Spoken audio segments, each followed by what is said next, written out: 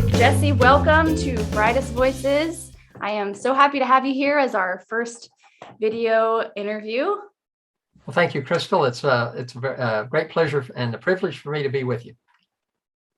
Awesome. Well, we always start out by you just giving an overview so everybody knows who you are, what you do, where you're at. Just share whatever you want to share about yourself. Okay, well, I'm Jesse Northcutt. I'm married to Joyce, and we have 6 children, and we just had our 16th grandchild. Oh, wow. So our children, 3 of them live here with us in Ireland. 1 lives in Holland, and 2 live in America. 1 in Alabama.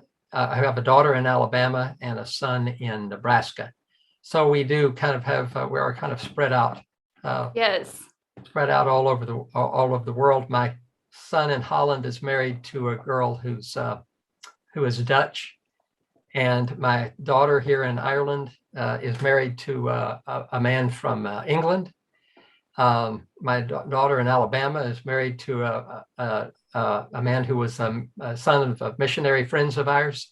So we do kind of have an international family, and one that really is focused on missions and, you know, God's kingdom program for the world, you know, so, and how we can be connected with him and involved in that. So, yeah, I'm originally from Fort Worth, Texas. I met my wife there.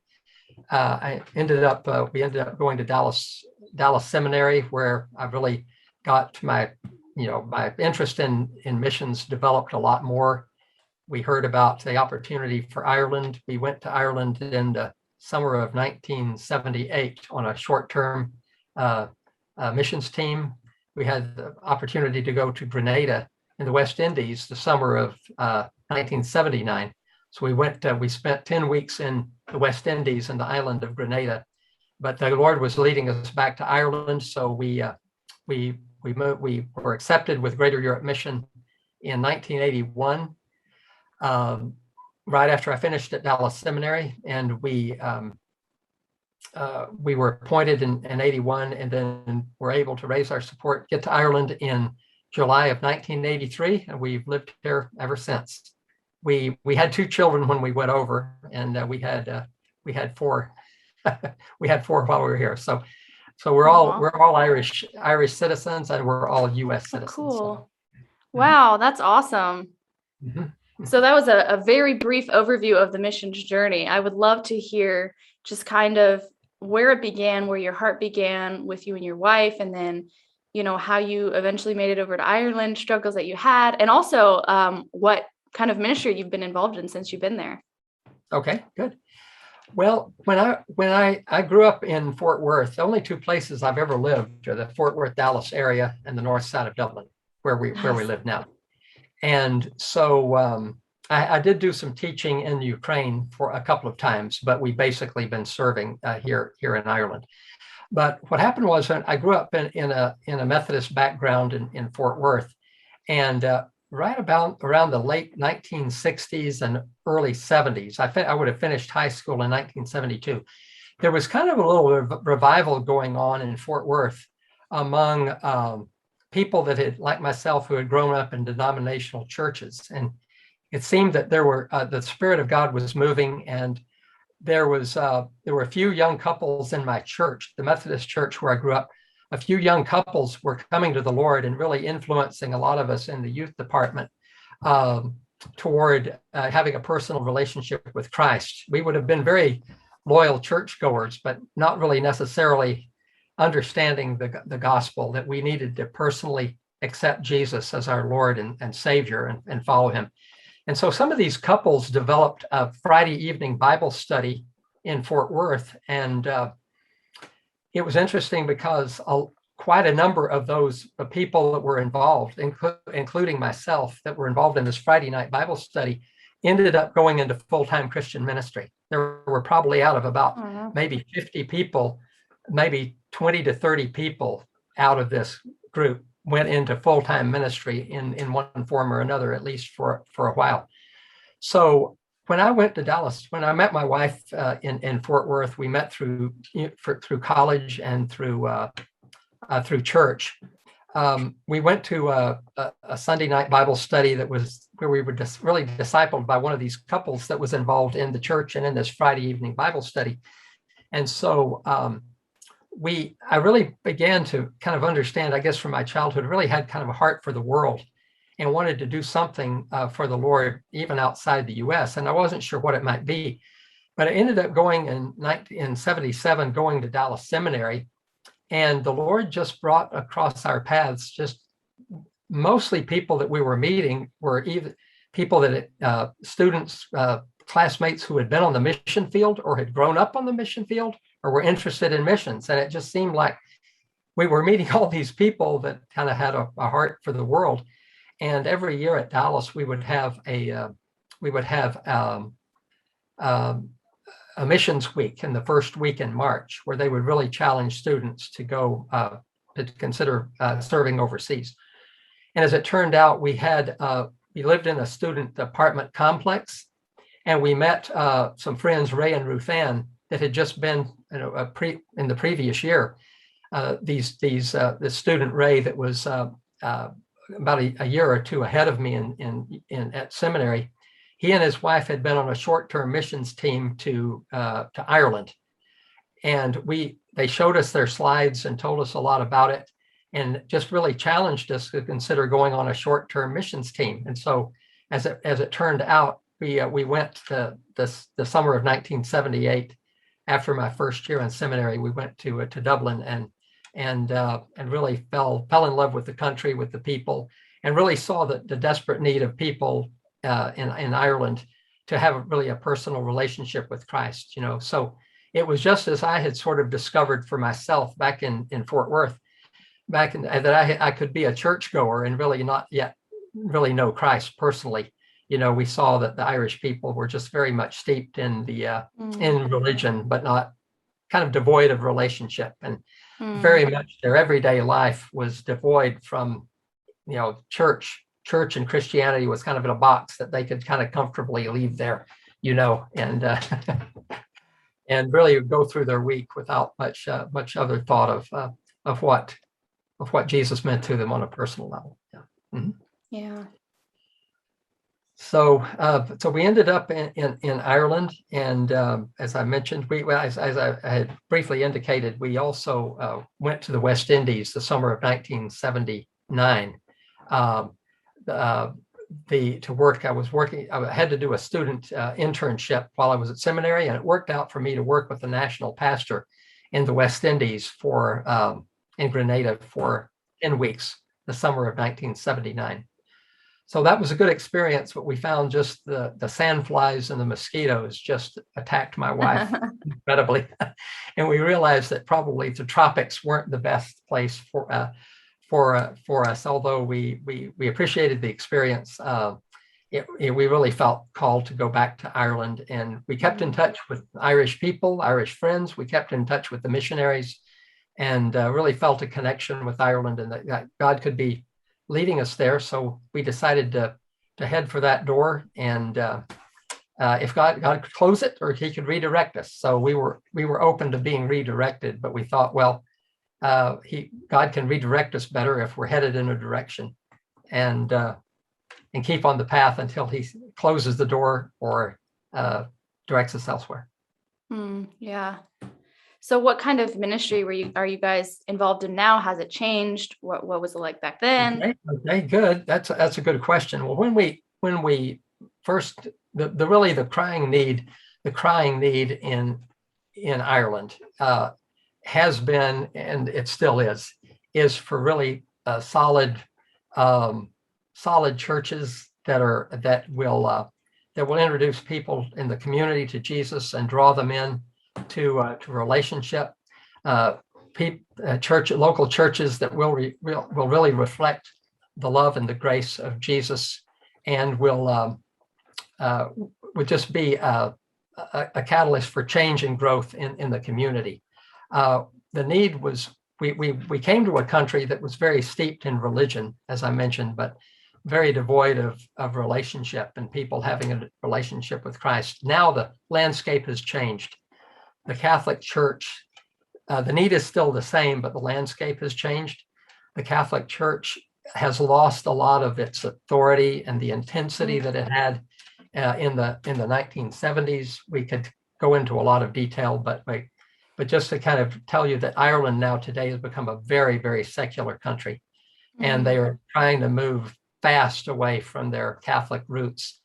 And but the need for people to know Jesus has never been greater, but we have to communicate it differently, because it's no longer the religious assumptions that people have. It's a fact that they think that they can get through life by just instituting social change and getting people to agree with a very secular agenda. It's very much the spirit of the age right now, which I don't think we probably need to elaborate that on too much. So we came for evangelism and church planting, and we still continue into evangelism. We pretty much we've not probably planted and developed as many churches as we would have liked to over the 38 years that we have been here. We were involved in a church plant that the first church plant we were in didn't survive because some of the missionaries we were working with retired, went back to the States, and we didn't have the Irish leadership to move it forward. We also moved to a different location. We had, as I mentioned, we have 6 children, so we outgrew our home and we moved to the community we're in now of Swords, which has 45,000 people, and we're still our church is roughly about Swords Baptist Church has about 200 people, and there's a few other smaller evangelical churches in the area, but certainly not enough for 45,000 people in our community. Wow. So Yeah.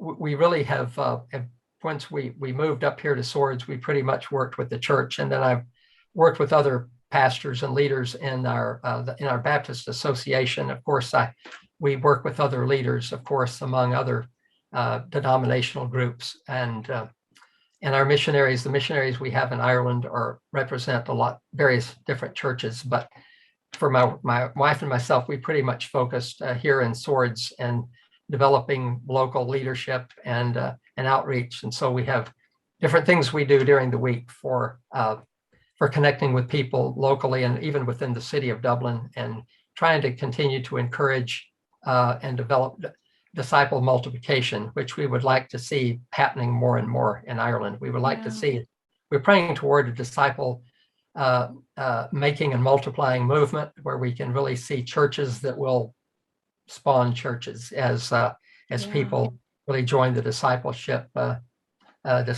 journey with Jesus. Yeah, that's great. So what are the different outreaches that you have throughout the week in order to reach these people?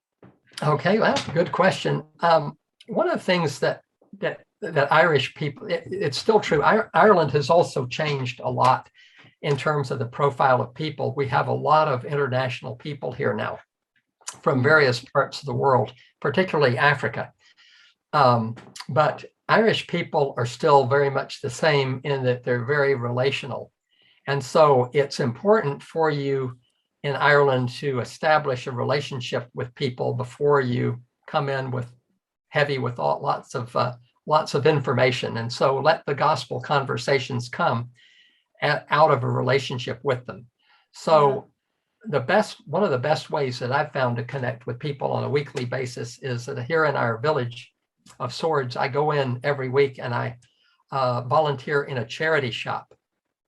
And it's a charity shop that's in a network. It's actually a Catholic charity, the Society of St. Vincent de Paul, and they have many of these charity shops throughout the country, but they don't discriminate as to who can come help. So I come and very good friends with the manager. She's a woman named Hong from Vietnam. She's married to Dave, who's an Irishman. And so I witnessed to Hong quite a bit. She comes herself from a Catholic background. So I'm very good friends with Hong, and I'm one of her biggest fans. She's about a couple of years older than my eldest daughter. So she's sort of like a little kind of elder daughter to me. So we have Hong runs one of the most effective charity shops in the country. They make more money for St. Vincent de Paul than almost any shop in all of Ireland. Wow. So I get to know the volunteers, and I share my life with them.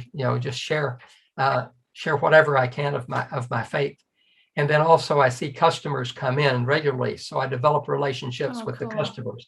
Even some people from our church come in, and so it's a great place to join in the community and really pray for what's going on there, and to see if God could use something like that to really get a disciple multiplication movement going, and see people who we're discipling do similar things in the community. That would be the goal, so that they can then develop these relationships that will turn into opportunities for the gospel. So I'm really trying to model what it means to live kind of a missional lifestyle before the people that in my community and the ones that go to our church. I also am a member of a gym here where I try to connect with the people that I go to at the gym, Some of them come to the charity shop and see me there, or, in the local grocery store. Everything is kind of very local community. So we really pray that a lot of these connections God will use to extend and further the kingdom. And then I'm also a member of a golf club. So I play golf once or twice a week, and I'm secretary of the committee. And all of the men on the committee, there's not one of them who's yet a follower of Jesus. And so I see myself as a missional influence in my golf club and with people that I meet there. And so I have my prayer list is is divided into all of these sections where I pray for these different people that I'm meeting in different contexts. That's praying for openings to share the gospel with them and to bring them into a relationship with Jesus. So occasionally I've had people that I played golf with might come to a Bible study or to a Christian event with me, but so far it's been slow, but it's been trying to model what it means to live a missional lifestyle. My wife is busy a lot with our grandchildren. She does a women's Bible study on a Monday night. She also has a Bible study for women on Wednesday morning. But she also goes into Dublin once a week to work in a drop-in center. Well, it was a drop-in center for homeless people until COVID came. Now they just serve meals that are to take away because people can't come in at this particular time. But they serve meals to homeless people in Dublin, and she goes there and is pretty much does whatever she can to help out. But it also is on a prayer team of people that come in when they're able to come in. And they request prayer. She's part of a prayer team of people that pray for them and kind of develop connections with people in Dublin that are kind of in the homeless community, or people that are just kind of living on their own too. So, awesome. So we have various ways every week that we're kind of engaged with more of with more outreach to local people, although we do spend a lot of our time with Christians too, but we all have these things in place where we can connect with people. And of course, we're praying for our neighbors. We live in a nice little neighborhood here, very settled, where people have lived here a long time. They've seen their children and grandchildren grow up, and now we have new families in the area. So there's plenty of people to pray for and connect with here in our neighborhood too. So. Yeah, that's wonderful. And it's so inspiring to me to just be aware of who's around me. Who can I be ministering to? I told you, my husband and I, we just moved. We are in this fantastic little neighborhood. So it's a good reminder for me to continually be praying for opportunities to connect with my neighbors. And our puppy helps with that a lot because we're walking her and we're meeting new people all the time. So we're just in the very baby beginning stages of building relationships with people. But it's very inspiring to hear what you're doing, and a good reminder that the people we have in our lives are there for a reason. That's right, exactly. And we have another friend who's a missionary with another agency. She's a single woman. She lives she goes to our church. She's lives in another community here in Lusk, north of here. And she has a big dog that she walks a lot. And so she's made a lot of connections in her community through her dog. Yeah. Hey, there we go, people listening. You want to get involved in some ministry, get you a dog. They really help. They really do. Especially my little puppy. If we let her out in the yard without a leash on, if someone's anywhere close to us, she will run across the street or across people's yards, wherever the people are. She will run up to them to go say hi. So it's a good excuse for us to meet them because we have to go grab our puppy anyway.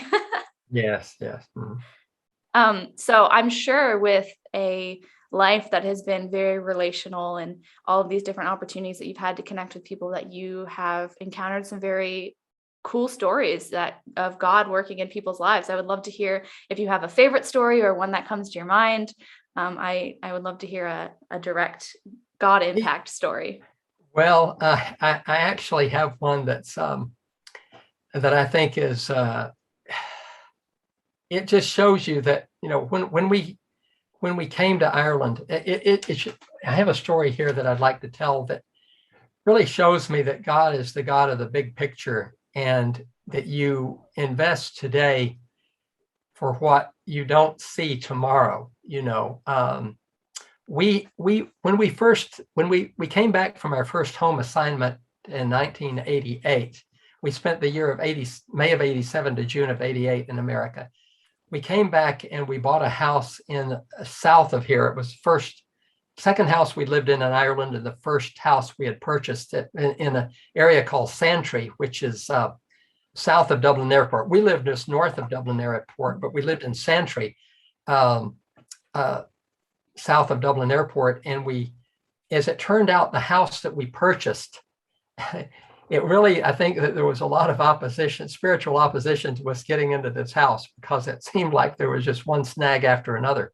But once we got settled in the house, we found that few days after we moved in, we got a knock on our door, and it was a woman named Daphne who lived down the road, and she was a believer.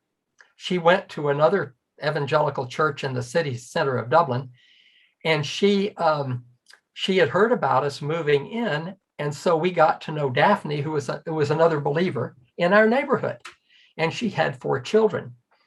And so as we got to know Daphne, we heard a lot about her story and found out that she was in a very, very difficult situation in life. I won't say too much about it, but she was in a very hard place, you know. And so a lot of our ministry that we had over the next 2 or 3 years was investing really in Daphne and her children, and helping them through a difficult time. And as it turned out that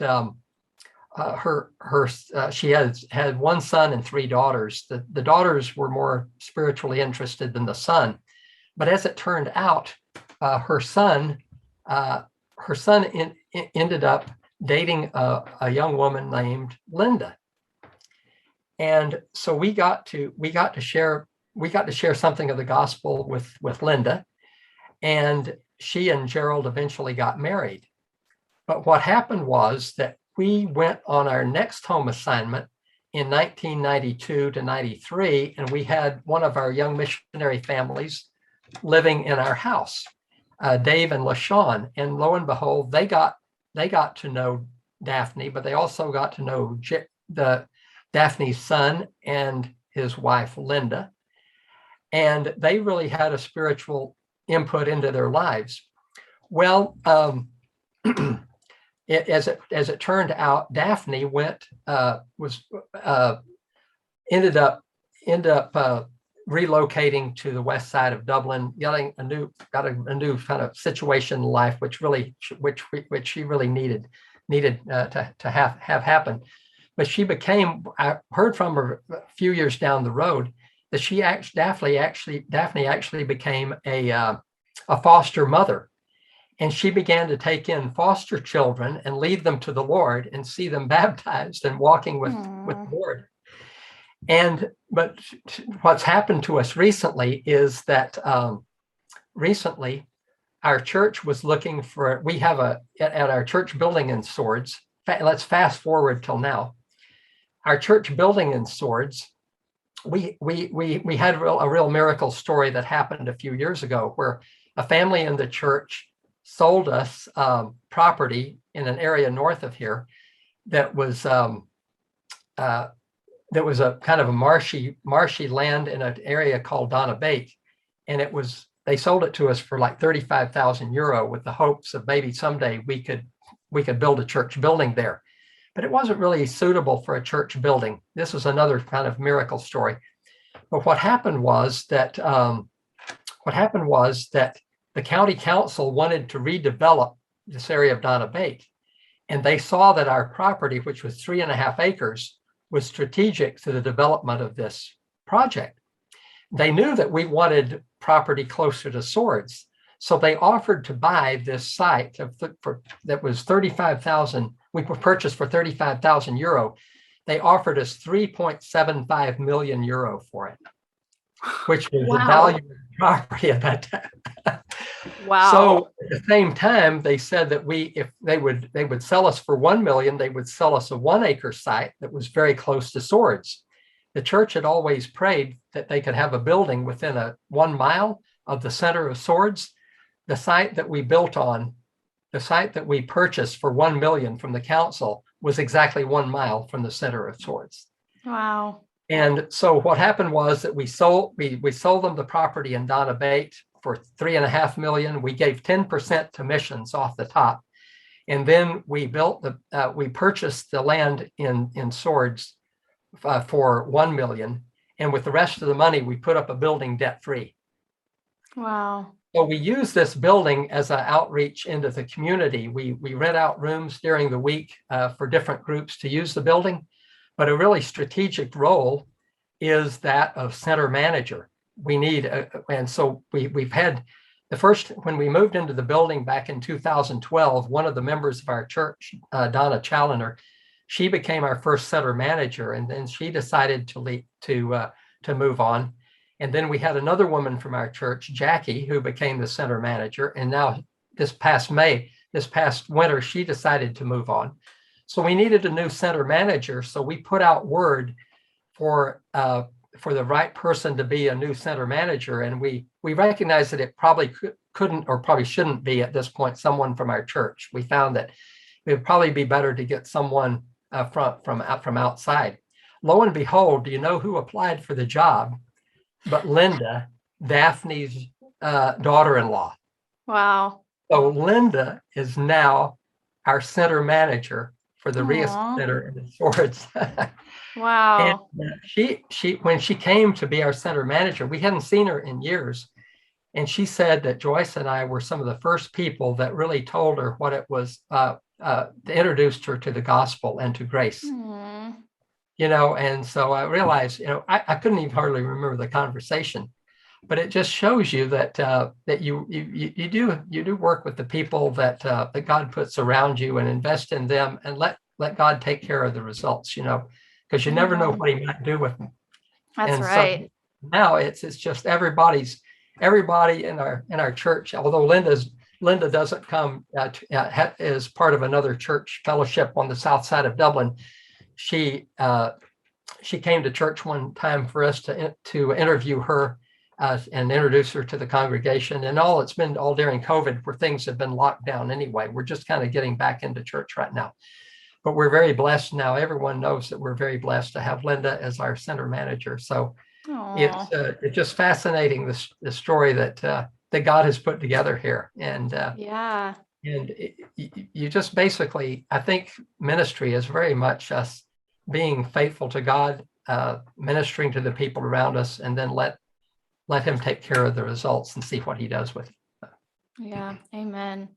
Well, this is a fantastic time for us to move on to like the notes that you had prepared for today about just the lessons that the Lord has placed on your heart, which coincidentally are all relational. Yes, that's right. Yes, and I back in 2012, I was able to start a blog site. So I have a blog. It's www.lessonsforliving.com, and the lessons for living is hyphenated. So if anyone wanted to look at that, but I think one of the lessons that is important to me is just being aware of the people that God is leading to you right where you are. If you're interested in missions, God always uses you where you are before He uses you somewhere else, and we may be fascinated by different parts of the world and what people are like, but he uses us where we are before he ever uses us somewhere else. And it's interesting too here in Ireland that we have a lot of people now living here from around the world. Like I mentioned, Hong from Vietnam. We have a lot of people in our church now that are from Nigeria, Ghana, various places in Africa. We have Eastern Europeans. So every type of ethnicity and country have something unique to offer to the kingdom. So God will bring us into relationships with all sorts of people around us. And I think that I think our education is good, but it's not really necessarily who we are. I think that I felt in coming over that I had a very good solid biblical education from my days back at Dallas. But when I got to Ireland, I discovered that people weren't really interested in all this information that was in my head. They were interested more in me and me being a friend to them. So I think is just giving of ourselves and really understanding the grace of God and what it means to be forgiven, and have that sense of grace about us. That I think so quite often. I think probably before I came to Ireland, I was pretty much focused very much on truth, and grace was more of a theological concept. But grace is much more than a theological concept. It's the power by where God changes our lives and glues us together relationally.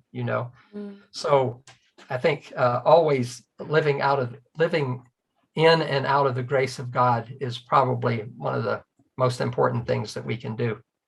And I think also just being yourself, that I was trying to be a better version of who I thought people would like me to be. Like some people wanted me to be a great evangelist. So how can I be more like Billy Graham? Or somebody I wanted to be more like Chuck Swindoll. How can I be a better preacher like Chuck Swindoll or someone? But just being yourself, God wants to use the real you.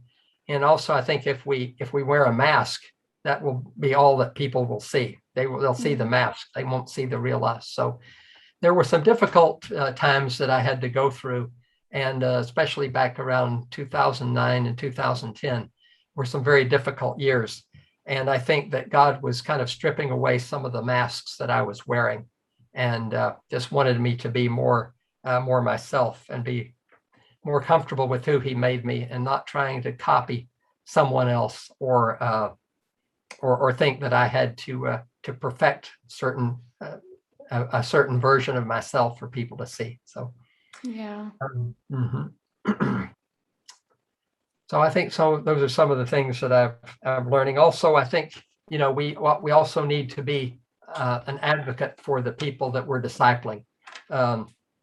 We need to advocate for them. We need to know that they can trust us. Trust is a major thing. And I've found that Irish people generally have been very slow to trust people. And they have seen a lot of Americans come and go. So it's important for Irish friends to know that we're planning to stay here. We don't have plans we have our Irish citizenship here. We have U.S. and Irish citizenship. So we don't plan to retire back in America. We plan to stay here since most of our children are here. And it's important to Irish people like to know that we consider this home. Good. I love that so much. Lots of good thoughts, lots of lessons that everybody needs to take to heart. And a lot of them for where I'm at in life too is something I needed to hear. So thank you for sharing your heart. It is so evident that you have a huge heart for God's people. And I love the work that you're doing in Ireland. I've always wanted to go to Ireland, so I might just have to come visit you. Yes. We're having trouble getting people in and out of the country right now. Oh yes. Well, yeah, in the future. When things settle down, they want the tourism is so big here. And it's been such a loss to the economy, because it hasn't been life as normal at all, so we pray that things will get back to some more a more normal situation here very, very soon. And hopefully you can come. We have plenty of good suggestions of things to see in Ireland, Yeah. Awesome. Well, do you have any last thoughts or anything you'd like to say before we end this interview? Well, I just wanted to thank you, Crystal, for this. And I just pray that what you're doing, I thank you for the ministry you're doing. And I pray that people will really have a heart for God and have a heart for God's world, and to see that in this time in which, we live, there's so many difficult things going on. And I just pray that all of us as believers can just be more and more captivated by God's heart and by his grace.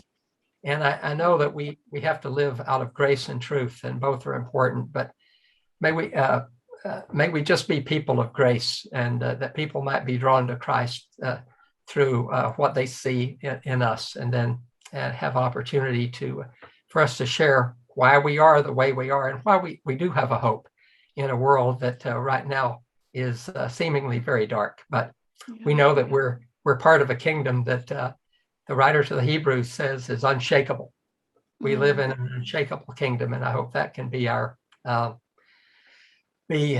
hope that will come out in all that we do and say in these times. Amen. Well, thank you so much again, Jesse. This has been awesome.